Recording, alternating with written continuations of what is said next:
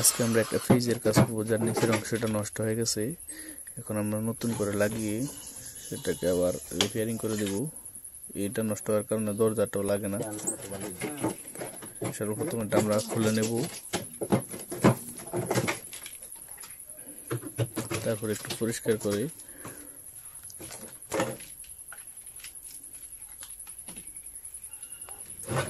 পরিমাণ মতো মাপ নিয়ে স্টিল শিট কেটে নেব।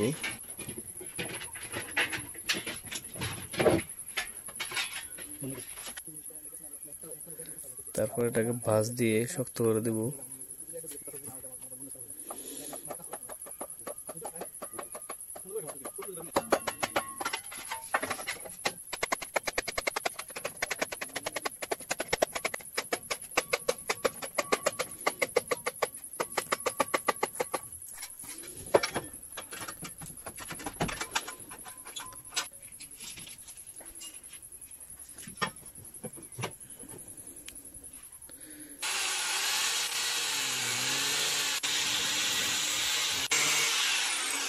নিচে পাইপ আছে, সব সাবধানে কাটতে হবে আমাদের।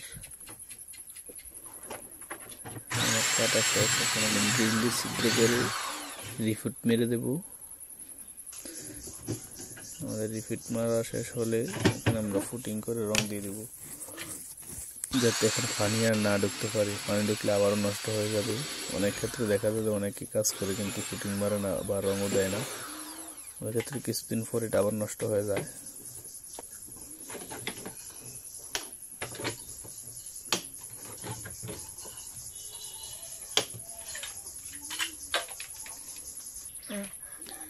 এখন আমরা একটু ফুটিং গুলো নেব।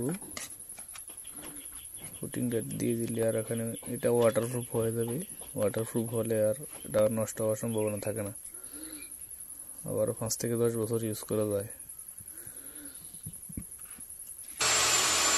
আমাদের কাছে এখন আমরা দরজাটা লাগিয়ে দিব।